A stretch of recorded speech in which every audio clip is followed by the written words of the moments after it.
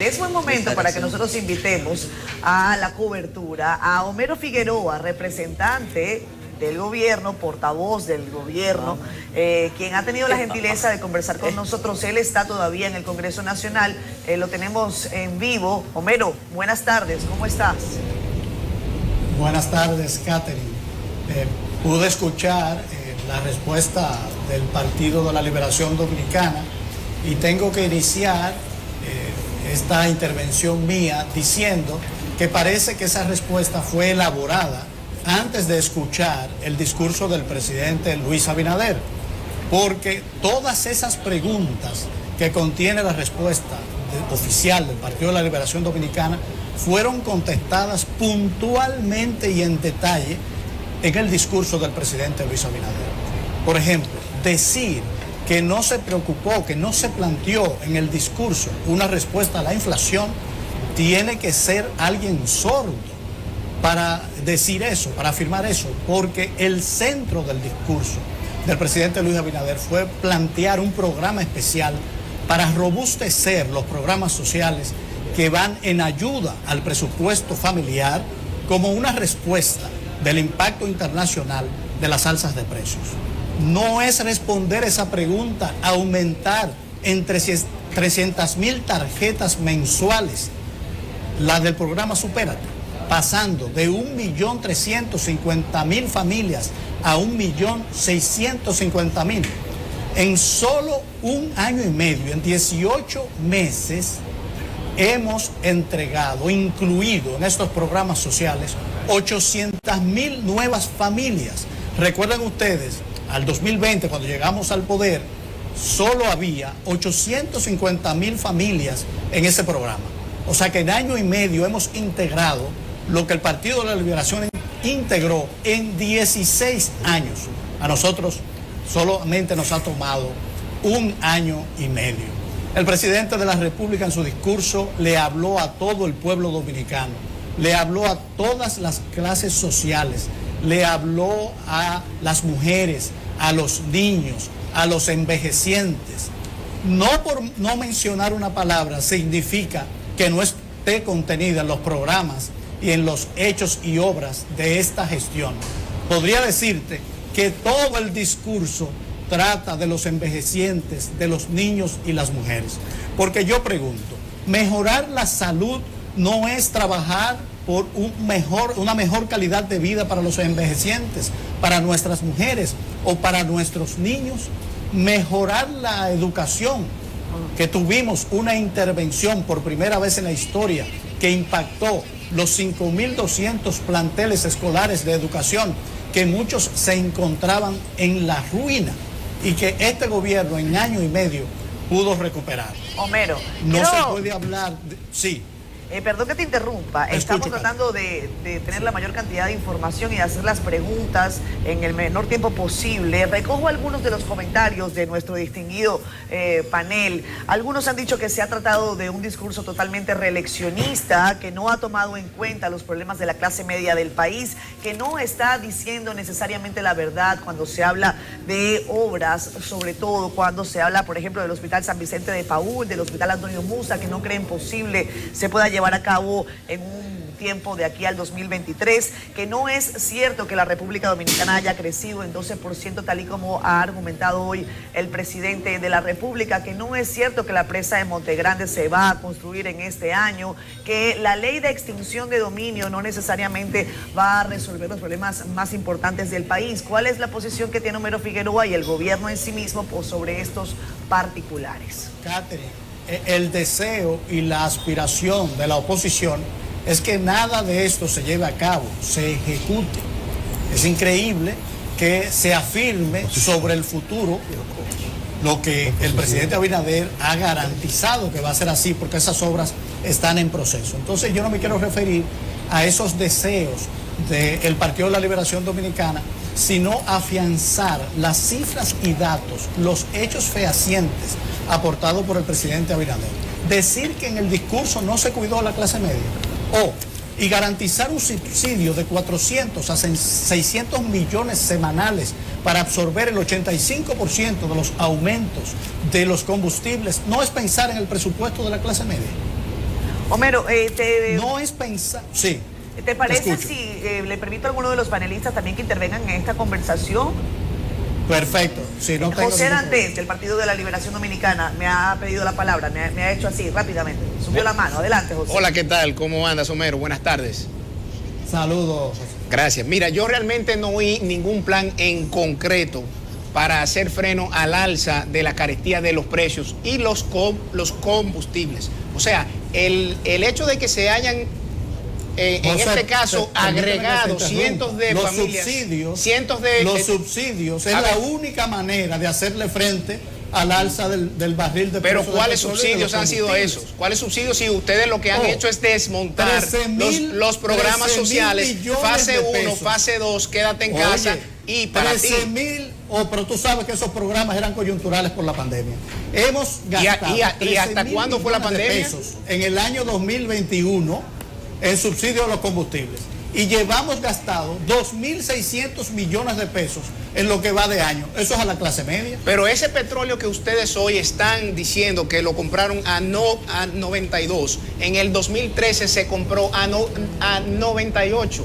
Y los precios de la gasolina ni siquiera andaban cerca. No es verdad. Fuente del Banco Central. Fuente del Banco Central. En la gestión de ustedes disfrutaron del financiamiento de Petrocaribe, de todas esas facilidades. Eso es otra cosa.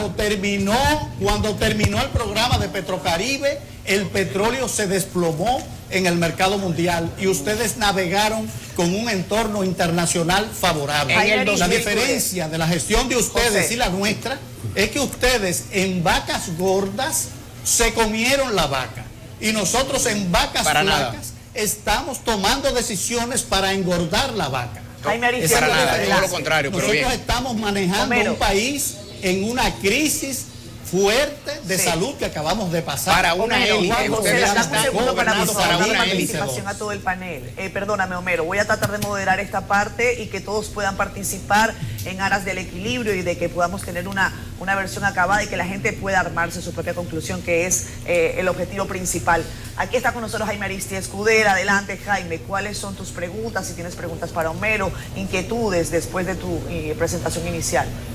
Bueno, para Homero no tengo ningún tipo de pregunta, o sea, simplemente estoy viendo dos políticos discutiendo, porque Homero ya sería político, discutiendo temas económicos, y yo de economía no discuto políticamente, yo blanco y negro.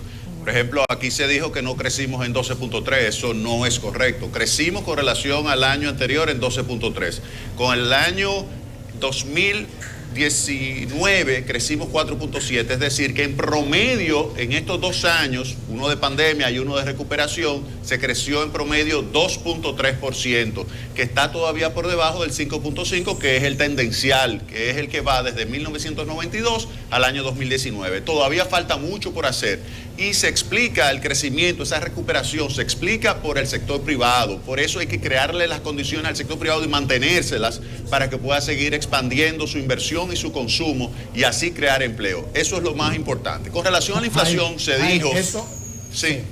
Sí, Omar. Adelante, Mario. Eso que apuntas es correcto, las estadísticas. No estoy de acuerdo contigo con promediar el tema de los 2 años, porque hay que tomar en cuenta que venimos de una recuperación de un tiempo de pandemia donde toda la economía estaba cerrada. Y la realidad es que los resultados hay que calificarlos de extraordinario. Haber recuperado de forma tan resiliente la economía dominicana es una mezquindad no reconocerlo. Sí, no, pero óyeme, mezquino, óyeme bien, Homero, nadie está aquí diciendo algo. No me refiero a ti, Jaime, no me refiero a ti, porque ha sido mi objetivo. No, lo que te quiero decir es que para el análisis, cuando tú haces un análisis a largo plazo, tú tienes que incluir también los años buenos y los años malos. O sea, que por eso es que lo introduzco. Con relación al tema de la inflación, que se dijo aquí también en esta mesa, que la inflación no es del todo explicada por factor externo. En ningún momento se ha dicho, el Banco Central en ningún momento lo ha dicho, y obviamente si no lo dice el Banco Central, el gobierno no lo puede decir tampoco. No ha dicho que es 8.5, se explica en su totalidad por factores externos. Hay definitivamente elementos... Jaime, me permite apuntar que en el discurso el presidente dice que como efecto del aumento del precio del barril de petróleo y de los combustibles, con ese elemento se puede explicar el 33.1% del alza. Correcto. Y que como efecto del aumento de las materias primas, como el sorgo, el maíz o el trigo, que ha impactado muchísimos productos, porque son materias primas transversales, se puede explicar el restante 48%. Sí, correcto. Entonces nosotros de manera transparente decimos que un 80, un 85% de la inflación es importante. Sí, entonces, ese es un punto que hay que tomar en cuenta. Ahora, lo que sí se puede hacer es, lo que te señalé, que se pudiera identificar elementos, además del esfuerzo que está haciendo el Banco Central para reducir la inflación, elementos que sí están en manos del gobierno, como por ejemplo, ajustar la base imponible para algunos productos que se importan y que al ajustar esa base imponible en las aduanas se pudiera reducir el costo de importación y de esa forma entonces tú pudieras disminuir la presión sobre los precios. Ese es un elemento que habría que señalar. Otro aspecto importante que hay que tomar en cuenta, yo creo que es con relación al tema de los combustibles, que ese subsidio se pudiera focalizar. El subsidio de casi 600 millones de pesos que ya lleva el gobierno ahora mismo semanal, se pudiera focalizar y de esa manera se le pudiera transferir una mayor cantidad de recursos a los segmentos más pobres. Tú no haces nada subsidiándole de esos 400, 500, 600 millones de pesos, subsidiándole el 40% que se llevan los más ricos. O sea, los más ricos se llevan de esos 600 millones, 240 millones de pesos se llevan. Y tú lo pudieras utilizar Jaime, para mandárselo a los más ricos pobres. como una gran masa en la República Dominicana. Tú sabes que no es así. Cuando tenemos un país que el 80% gana menos de Por eso. pesos. Aquí están no podemos asintiendo, hablar Homero, de que ese Jaime, subsidio aquí están no asintiendo. impacta positivamente a las grandes mayorías. Tengo que interrumpir, aquí están asintiendo. Roberto Rosario también quiere participar en esta parte del programa, que termina siendo una conversación, un debate. Qué bueno que sea así. Adelante, señor Rosario. Mira, el buen amigo Jaime Aristi, y veo que ahora mi amigo Homero, a quien le saludo, tienen un método.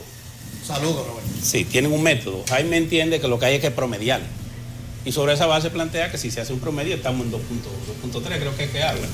Sobre la base de promediar los 2 años. Nosotros tenemos un método diferente al que plantea Jaime. Y entendemos que no se debe comparar con relación al 2020 porque se desplomó a nivel mundial y en República Dominicana la economía, y que lo más correcto es comparar con el 2019, y por esa razón es que hablamos de un 4.7. Pudiera tener esa diferencia, Roberto, pero yo acepto esa base de cálculo del 2019 y entonces yo pregunto, ¿no es un crecimiento extraordinario un 4.7 con relación a un año prepandémico? yo creo, Homero, Retornando creo, una Homero, pospandemia. Yo pienso que yo cuando creo, la economía dominicana promedia un 5%, sí, pero conseguir un crecimiento real de un 4.7% debe ser aplaudido por todos los dominicanos. Yo creo, Homero, que un crecimiento de un 4.7 es bueno y nosotros como dominicanos nos sentimos satisfechos. Es excelente. Pero permíteme Es excelente. decirte, pero es muy diferente cuando tú en la opinión pública lo manejas como un 12%. Porque evidentemente ya hay una manipulación de la información estadística. No, Roberto. Permíteme, que tú me interrumpes. Hay un dato real. Yo te escuché, sí, hermano, yo te escuché.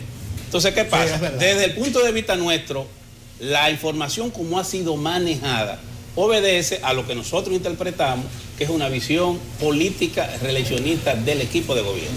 Y por eso es que estamos haciendo esa crítica. Ahora bien, dice tú, y veo que se consigue. ¿Me permitirías apuntarte algo? Porque ese argumento no. Pero no déjame terminar esta idea, Homero. Se nos olvidaría. Vamos al tema. El Banco Central está manejando las cifras de la economía exactamente como lo manejaba cuando ustedes eran gobierno.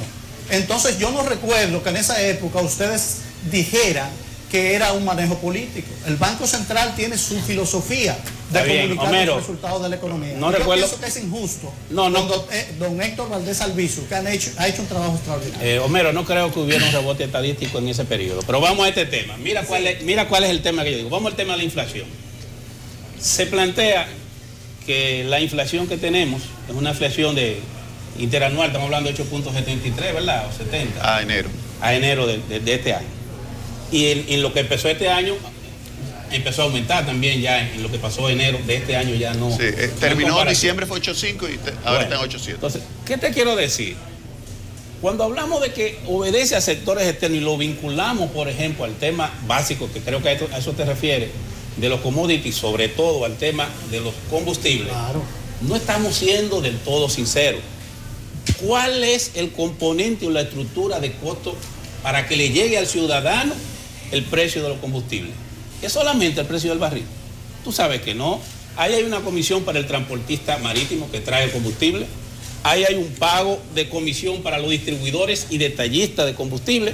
Ahí hay una ley de hidrocarburos. Hay un flete que subió bastante también. Así es. Hay un pago de un impuesto para el pago, creo que el servicio de la deuda, ¿verdad, Jaime? O para la deuda. Es decir, que creo que viene desde cuando Balaguer. Sí, sí. O sea, no es que ustedes lo crearon. Y aquí se prometió, el presidente prometió en la asamblea anterior, si tú recordarás, Homero, que a más tardar en semanas iba a someter una ley de modificación a la ley de hidrocarburos. Yo tengo grabado El presidente acaba de decir que sometió la reforma a la ley de hidrocarburos. Sí, pero déjame decirte qué pasa. Déjame decirte qué pasó, Homero. Que exactamente en el mes de diciembre el gobierno permitió que los distribuidores y los detallistas aumentaran su comisión de intermediación en un 20%.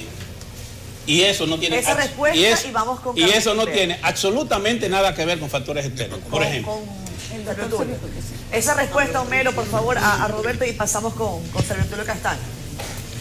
Bueno, Sí, yo quiero volver al Una tema. respuesta de Sí, Homero. pero ya como lo había conversado con Jaime, Sí. aceptamos todo, que el 85% de la inflación se explica por el tema internacional. Otro elemento que indica que no es local el fenómeno inflacionario es que la moneda dominicana, señores, se ha apreciado en un 1.4%.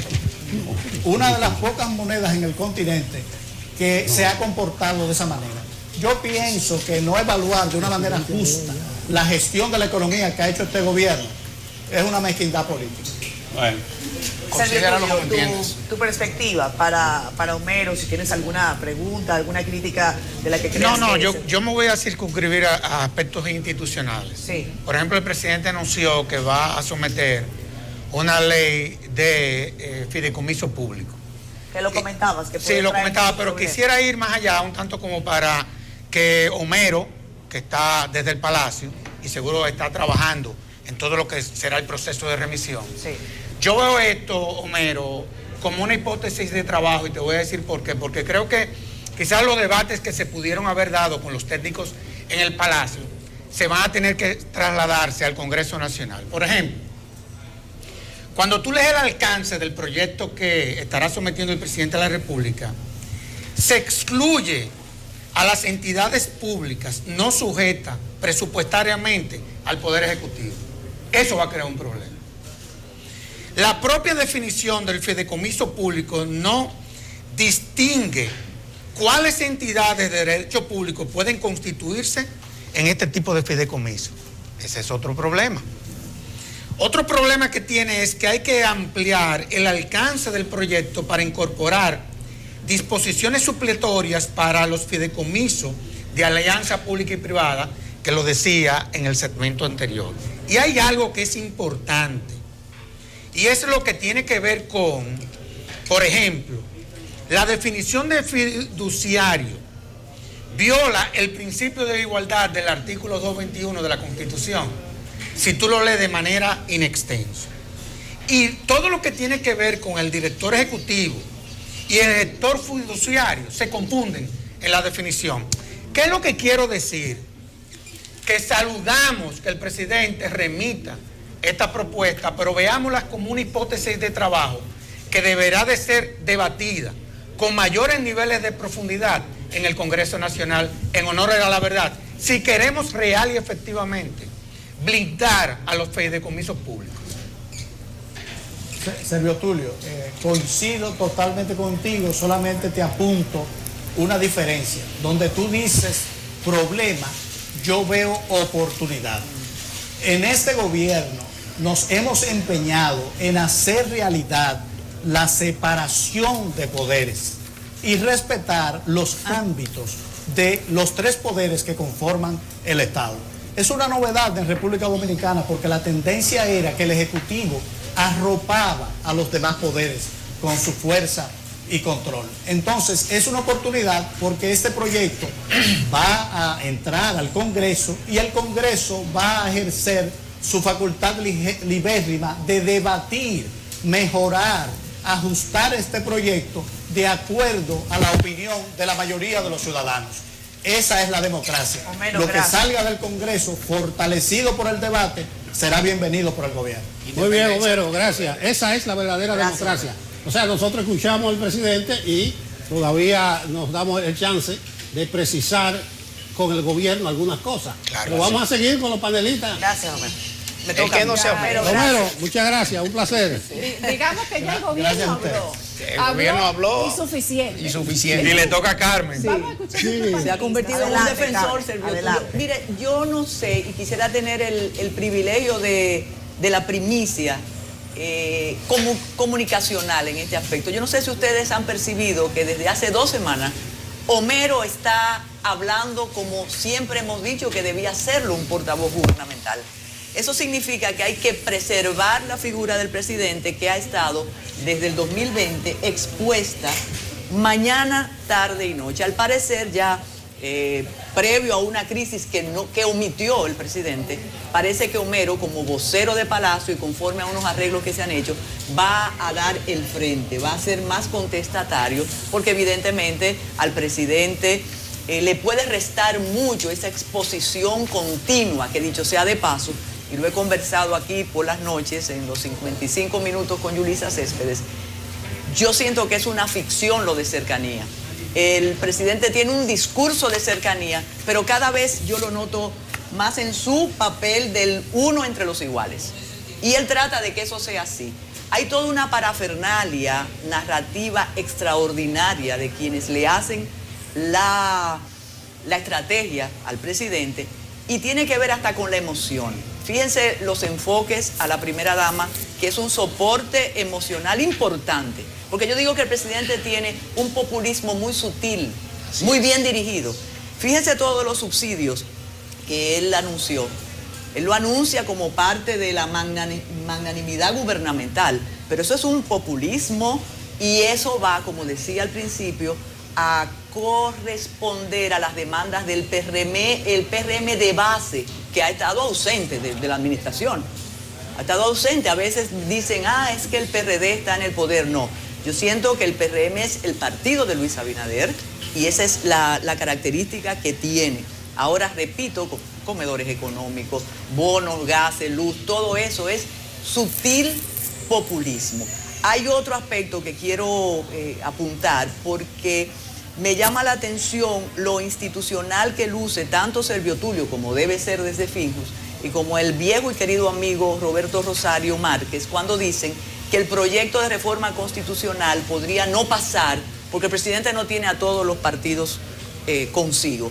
Señores, hubo como 20 ovaciones para el presidente. Ahí están todas las fuerzas. El presidente ha tenido la suerte de tener los poderes fácticos consigo. Fíjense en la iglesia ahora, cómo están. Ellos son píos todos, creyentes. La iglesia está con el presidente. Los grupos corporativos están con el presidente.